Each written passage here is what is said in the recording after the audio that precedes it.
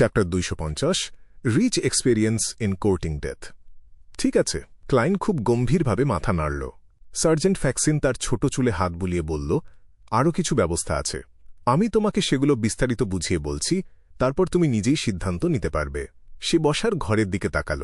ক্লাইন খুব ভদ্রভাবে তাকে ভেতরে আসার ইশারা করল। তারপর সে দেখল সার্জেন্ট ফ্যাক্সিন দরজাটা বন্ধ করে সোফার দিকে এগিয়ে গেল এবং সেখানে বসল। তোমার পরিকল্পনা কি? ক্লাইন জিজ্ঞেস করল। ক্লাইনের গায়ে তখনও কোট জড়ানো আর হাত দুটো পকেটের ভেতরেই ঢোকানো ছিল। ফ্যাক্সিন একটু সামনের দিকে ঝুঁকে এলো, দুই হাত একসাথে জড়ো করে বলল, তুমি নিশ্চয়ই খুব ভালো করে জানো যে তুমি ওই অ্যাম্বাসেডরকে রাগিয়ে দিয়েছ।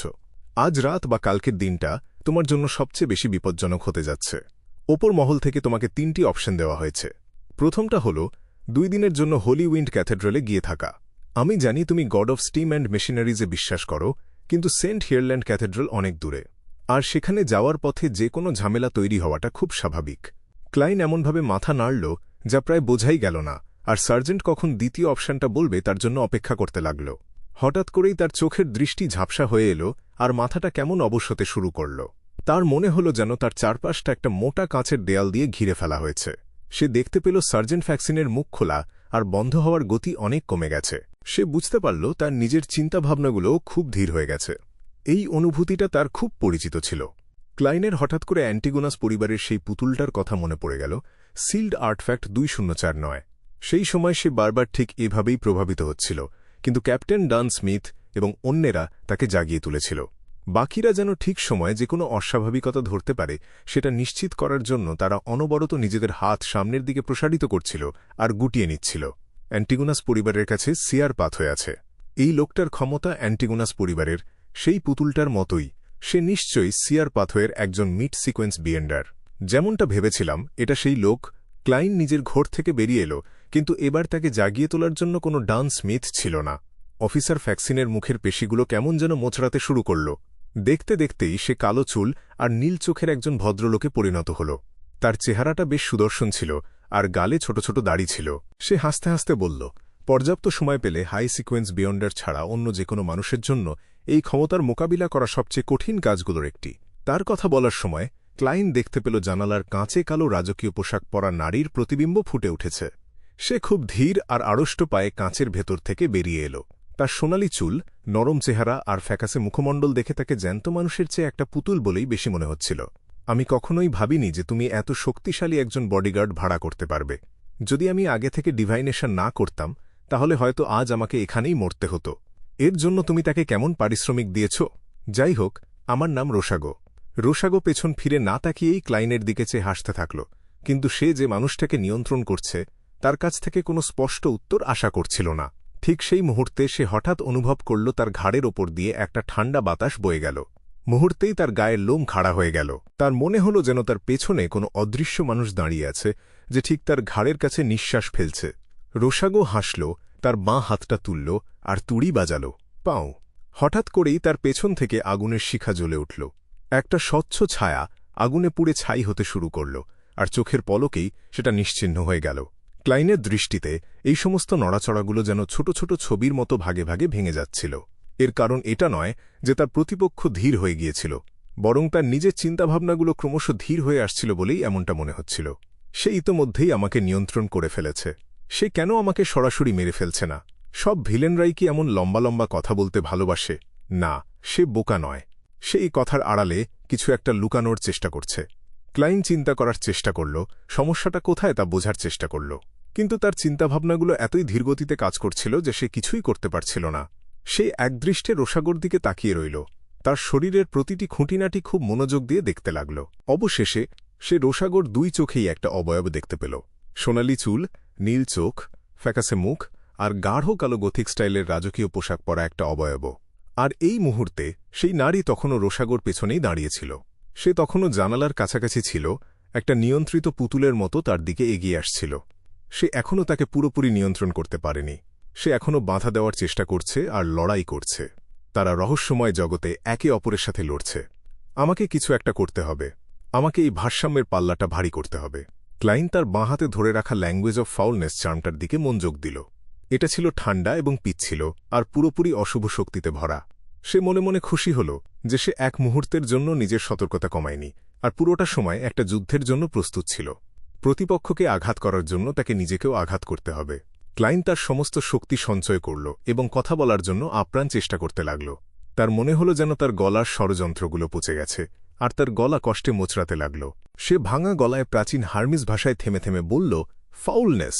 তার গলার স্বর বাতাসে প্রতিধ্বনিত হওয়ার সাথে সাথেই ক্লাইন তার বাঁ হাতের তালুতে একটা ভয়ানক জ্বালাপোড়া করা ব্যথা অনুভব করল। আর সে এমন কিছু মায়াবী ফিসফিসানি শুনতে পেল যা যে কোনো মানুষকে পাগল করে দিতে পারে। এই অবস্থাটা তার বেশ পরিচিত ছিল, আর তাই এটা তার পরের পদক্ষেপে কোনো বাধা সৃষ্টি করতে পারল না। তার লক্ষ্য ছিল নিজের স্পিরিচুয়ালিটির বেশিরভাগ অংশ ওই ল্যাঙ্গুয়েজ অফ ফাউলনেস চার্মের ভেতর ঢুকিয়ে দেওয়া, যার জন্য তার নিজের শরীরের ওপর নিয়ন্ত্রণের কোনো দরকার ছিল না। মাত্র 3 সেকেন্ডের মধ্যে ট্রু ক্রিয়েটরের কণ্ঠস্বর এই বাস্তব পৃথিবীতে নেমে আসবে, আর সেটা তার সবচেয়ে কাছের প্রাণীটার কানের ভেতর ঢুকে পড়বে। 3 সেই সূচনা, সেই কোলাহল, সেই মায়াবী আর অশুভ ফিসফিসানি নিমেষেই চারদিকে ছড়িয়ে পড়ল। ক্লাইন অনুভব করল তার মাথার চামড়া শিরশির করছে, তার মনটা ভোঁ ভোঁ করছে আর শিরাগুলো দপদপ করছে। নিজের মনকে স্থির রাখাটা তার কাছে খুব কঠিন বলে মনে হল। তার থেকে ঠিক একটা কফি টেবিল দূরত্বে থাকা রোসাগোর মুখের ভাব হঠাৎ করেই বদলে গেল। তার মুখটা ফুলে উঠল, আর তার চোখের ভেতর থাকা সেই নারীর অবয়বটা হঠাৎ করেই আরও স্পষ্ট হয়ে উঠল।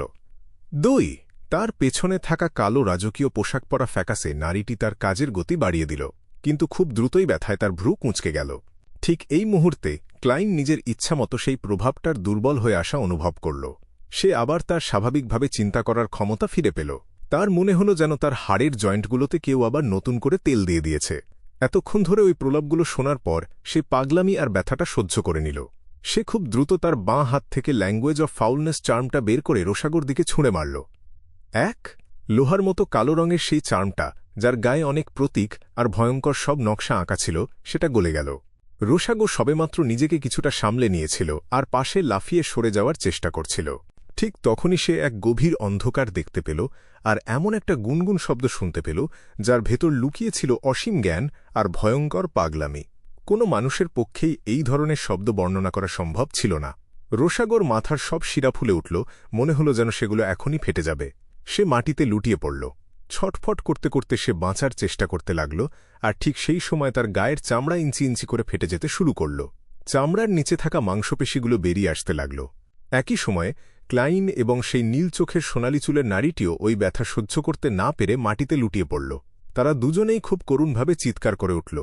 এই অসহ্য ব্যথাটা এমন ছিল যেন কেউ একটা ড্রিল মেশিন দিয়ে তাদের মাথার 2 পাশে ফুটো করে দিচ্ছে। তাদের চোখগুলো একদম লাল হয়ে গেল আর নাক দিয়ে লাল রঙের তরল গড়িয়ে পড়তে লাগল। তারা বাইরের জগৎটাকে দেখতে বা অনুভব করতে পারছিল না। আগে থেকে অভিজ্ঞতা থাকার কারণে ক্লাইনি সবার আগে নিজেকে সামলে নিল। সে টলতে টলতে উঠে দাঁড়াল এবং দেখল যে রোসাগো নিজের কাপড় ছিঁড়ে ফেলেছে আর গায়ের চামড়া ছুলে ফেলেছে। তার ভেতরের মাংস আর শিরাগুলো পুরোপুরি উন্মুক্ত হয়ে পড়েছে। তাকে দেখতে পৌরাণিক গল্পের সেই চামড়া ছাড়ানো লাল দানবটার মতো লাগছিল। সে ব্যথায় গোঙাতে গোঙাতে মাটিতে অনবরত গড়াগড়ি খাচ্ছিল। মনে হচ্ছিল যেন সে যে কোনো মুহূর্তে নিজের ওপর নিয়ন্ত্রণ হারিয়ে ফেলবে। ক্লাইন ফলাফলের জন্য আর অপেক্ষা করল না, কারণ সে কোনোভাবেই এই সুযোগ নিতে পারত না যে প্রতিপক্ষ এর থেকে কোনো সুবিধা আদায় করে নেবে আর একই সাথে ট্রু ক্রিয়েটরের একজন ভক্ত হয়ে উঠবে। তার বিশ্বাস ছিল যে ওই অশুভ ঈশ্বরও নিশ্চয়ই মারাত্মক রেগে গেছেন। সে তার রিভলভারটা বের করে ফায়ারিং পজিশনে ঠিক করে নিল। ক্লাইন 2 পা সামনে এগিয়ে গেল, কফি টেবিলটা ঘুরে রোসাগোর কাছে পৌঁছাল। তারপর সে তার বন্দুকের নলটা একেবারে রোসাগোর মাথার সাথে ঠেকিয়ে ধরল। ব্যাং ব্যাং ব্যাং ব্যাং ব্যাং। কালো ডাবল ব্রেস্টেড স্যুট পরা অবস্থায় সে তার শত্রুর দিকে একদৃষ্টে তাকিয়ে রইল। একটানা 5 রাউন্ড গুলি করার পর সে দেখল তার শত্রুর মাথাটা ফুলে উঠে ফেটে গেল। লাল, সাদা আর কালো রঙের একটা মিশ্রণ পুরো মেঝেতে ছড়িয়ে পড়ল। ক্যাপ্টেন, আমাকে আগে থেকে এটা দেখিয়ে দেওয়ার জন্য আপনাকে ধন্যবাদ। ক্লাইন হাঁপাতে হাঁপাতে তার রিভলভারটা নিচে নামাল। তারপর তার মুখে একটা উজ্জ্বল হাসি ফুটে উঠল। তার ঠিক সামনেই রোসাগোর মাথাবিহীন লাশটা একটু কেঁপে উঠল, তারপর সোফার একপাশে আছড়ে পড়ল। ঠিক তখনই কালো গথিক রাজকীয় পোশাক পরা নারীটির চিৎকার থামল। তার ছটফটানি আর গড়াগড়ি খাওয়া কিছুটা কমে এলো, কিন্তু তার গায়ের চামড়াটা আগের চেয়ে অনেক বেশি স্বচ্ছ দেখাচ্ছিল। রোসাগোর লাশের গায়ের মাংসগুলো তখনও মোচড়াচ্ছে দেখে ক্লাইন একটুও দেরি করল না। সে নিজের তৈরি করা রিকোয়েম চার্মটা ব্যবহার করল। এই শান্ত আর স্নিগ্ধ পরিবেশে লাশটার নড়াচড়া শেষ পর্যন্ত পুরোপুরি থেমে গেল। এই দৃশ্যটা দেখার পর ক্লাইনের মাথায় একটা চিন্তা এলো। সে আরও একটা চার্ম বের করল এবং নিচু গলায় মন্ত্র পড়ল, ক্রিমসন। তারপর সে নিজের স্পিরিচুয়ালিটির কিছুটা অংশ এর ভেতর ঢুকিয়ে দিল। সে চার্মটা তার বডিগার্ডের দিকে ছুঁড়ে মারল, সেই নারীটি যার সোনালি চুল আর মুখটা একদম ফ্যাকাসে সাদা ছিল। ঘুম পাড়িয়ে দেওয়ার ক্ষমতাটা ছড়িয়ে পড়ার সাথে সাথেই নারীটি একদম শান্ত হয়ে গেল। ওই ফিসফিসানির প্রভাবে সে আগে থেকেই বেশ দুর্বল হয়ে পড়েছিল, তাই সে মুহূর্তের মধ্যেই গভীর ঘুমে তলিয়ে গেল। সবকিছু নিশ্চিত করার জন্য ক্লাইন আরও একটা লাম্বার চার্ম ছুঁড়ে মারল। তার ভয় ছিল যে এরপর সে যা করতে যাচ্ছে সেই কাজে যেন কোনো বাধা না আসে। 15 নম্বর মিন্স্ক স্ট্রিটে আবার শান্তি ফিরে এলো। এবার কোনো কিছুই ভাঙেনি, শুধু মেঝেটা নোংরা হয়ে গিয়েছিল। কারণ এই তিনজনের ভেতরের লড়াইটা ছিল রহস্যময় এবং তা সাধারণ পার্থিব জগতের বাইরে ছিল। রোসাগোর লাশের দিকে আর তারপর নিজের ঘুমন্ত বডিগার্ডের দিকে তাকিয়ে ক্লাইন নিজেকেই নিজে উপহাস করল। মাঝে মধ্যে মৃত্যুর সাথে খেলা করাটাও বেশ ভালো। অন্তত আমার কিছুটা রোগ প্রতিরোধ ক্ষমতা তো তৈরি হল। সেই সাথে সাথে মিডিয়ামশিপ রিচুয়ালের চেষ্টা করল না, কারণ রোসাগো এখন ট্রু ক্রিয়েটরের দ্বারা কলুষিত হয়ে গিয়েছিল। আর এই অবস্থায় সরাসরি তার আত্মার সাথে যোগাযোগ করার মানে হল নিজের হাতে আত্মহত্যা করা। কিন্তু এর মানে এই নয় যে ক্লাইনের কাছে আর কোনো রাস্তা খোলা ছিল না। সে রোসাগোকে সাথে করে ধূসর কুয়াশার উপরে নিয়ে গিয়ে মিডিয়ামশিপ করার পরিকল্পনা করল। তার স্পিরিট বডির বর্তমান যে স্তর ছিল তাতে আজিকের তামার বাঁশির সাহায্য নিয়েও সে একটা পোর্টেবল ক্যামেরা সরাতে পারত না। সেখানে কয়েকগুণ বেশি ভারী একটা লাশ সরানো তো দূরের কথা। যাই হোক, মিডিয়ামশিপ তো আর লাশ দিয়ে করা হয় না, বরং অবশিষ্ট স্পিরিচুয়ালিটি কাজে লাগিয়ে যোগাযোগ করা হয়। ক্লাইন একটা মোমবাতি বের করল। সে খুব দ্রুত একটা রিচুয়ালের আয়োজন করে নিজেকেই নিজে ডাকল। তারপর নিজের ডাকে সাড়া দিয়ে সে একটা বিশেষ স্পিরিট বডিতে পরিণত হল। স্পিরিটে পরিণত হওয়ার পর সে রোসাগোর স্পিরিচুয়ালিটির স্পষ্ট অবশিষ্টাংশগুলো দেখতে পেল। আর সে বুঝতে পারল মিস বডিগার্ডের শারীরিক অবস্থাটা একটু অদ্ভুত। সে আসলে অনেকটা ক্লাইনের মতোই একই অবস্থায় ছিল, তবে দুজনের মধ্যে অনেক বড় একটা তফাতও ছিল। চিন্তা করে কোনো সময় নষ্ট না করে ক্লাইন আজিকের তামার বাঁশিটা হাতে নিল। সে রোসাগোর অবশিষ্ট স্পিরিচুয়ালিটি মুড়িয়ে নিয়ে ধূসর কুয়াশার উপরে প্রবেশ করল।